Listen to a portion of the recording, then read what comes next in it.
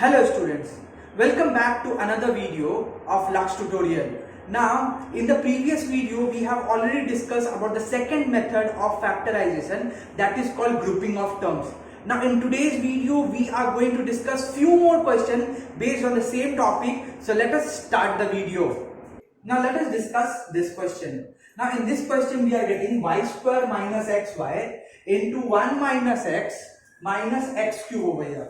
Now in this particular question, first thing or the first step is that you open the bracket over here. Now why we want to open the bracket? What is the basic reason to open the bracket? Now if you open the bracket, we will basically get 4 terms and then we can think which 2 terms we can group together. Let me do this. So we are writing y square minus xy, then negative into negative will give you positive and x into x will give you x square y over here.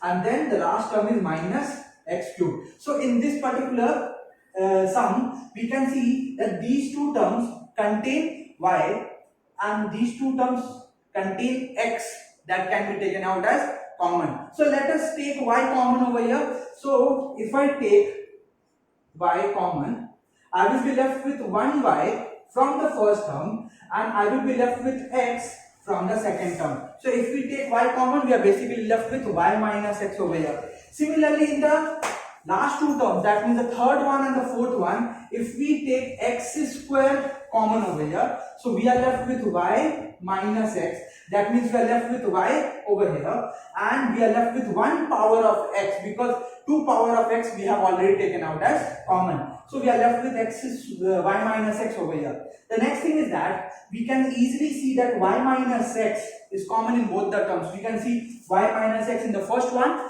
we can see y minus x in the second one. So we can take y minus x common from both the terms. So what is left? We are left with y plus x square. So we have already grouped the terms. This is the answer to this question. I hope you understood this question. Let us discuss another one over here. Now let us discuss the next question.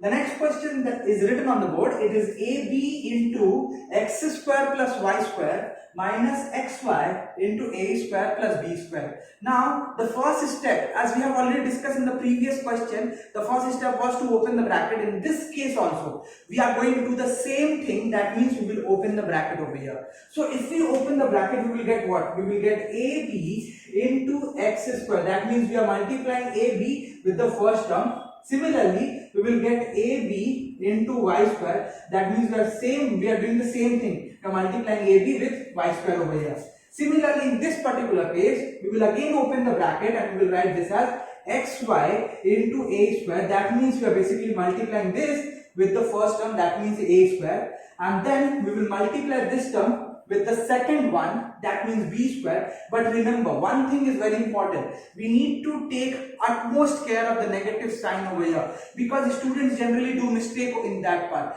So negative into positive will give you what? Will give you negative over here. So we will get xy into b square. So the first step is to open the bracket as we have already done over here. We got the first 2 terms and we got the last 2 terms over here. Next thing is that to figure out what we can take out common.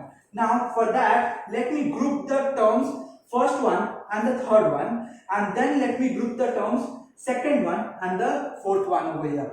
Now why I am doing like this, we will understand in the next step. So if we are taking these 2 terms, if we are considering these 2 terms, let us keep those 2 terms together. So let me write AB x square minus xy a square at one place. Similarly, AB y square minus xy b square at one single place. Now if we have already kept these 2 terms at one single place, we can see or we can easily figure out what is common in these 2 terms. In these 2 terms we can see that a is common. Similarly, x is also common. So let us quickly take out the common terms ax. So if we have already taken out common over here, the next thing is b x, that is present from the first term. That means b is there, x is there. So we are left with b into x. Then from the second one, we can see that x we have already taken out common, but we are left with y over here. Similarly, 1a is already taken out common, so we are left with 1a over here. So we are getting bx minus ay common. So bx minus ay left when we are taking out ax common. Now let us discuss about the third term and the fourth one. Now in these two terms, we can see that b is common in both the terms. So if we take b common, as well as we can see that y is also common in both the terms. So if we are taking by common, we are left with a and we are left with 1 power of y, because 1 power of y is already taken out as common. The second thing is to figure out what we have already taken out common from the second term and what is left. So we have already taken out by common, so we are left with x over here. Since x we haven't taken out common, and 1 power of b that is left, so we are basically getting ay minus bx over here. So if we observe that in the first one and in the second one, the first one, the terms are same. That means bx over here. Similarly, ay over here. But what is the difference? The difference is the sign of both the terms. Ay over here is negative, but ay over here is positive. Similarly, bx over here is positive, but bx over here is negative. So what we need to do over here? We need to think that what we can do to make the term similar. We can take out the sign, or we can basically take out the negative sign in the second term to make the term similar. And how we can do that? Let us see. So over here in the first one, let me keep the entire term as it is. So ax into bx minus ay whole bracket, and let me take negative common over here. So the first one will be by over here. Now if we have taken out negative common over here, so bx will become positive and ay will become negative in this particular case. So we are getting the same term. Since we are getting the same term, we will take out that common. That means bx minus ay and bx minus ay, same term is there. So we will take out bx minus ay common. So we will get ax minus by.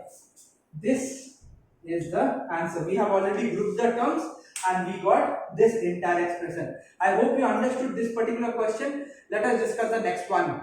Now let us understand this question. Now in this question we are basically getting the first one, that is x minus y, then we are basically getting x minus 1 whole square, and over here we are getting ax minus a over here. Now how can we solve this particular question? So let us understand this question.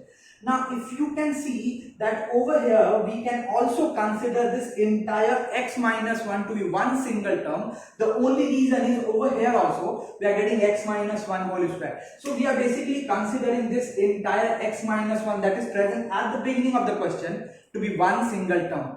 So we understood that this part, that means the first one, we are considering that one to be one single term. Over here also we are getting x minus 1 whole square, that means one single term. But what to do with the last two terms over here? That means ax minus a over here. So let us start with the solution of this one. We can do one thing. We can take a common in both the terms, because we can see a is present over here as well as a is present over here. So let me write the entire thing. X minus 1 minus x minus 1 whole square, and then we will take a common, so we are getting x minus 1 over here. So we can easily understand that x minus 1 is present in all the three terms, so we can take that one common over here. So if we take x minus 1 common, so we are left with what? If we have already taken x minus 1, we will be left with 1 over here.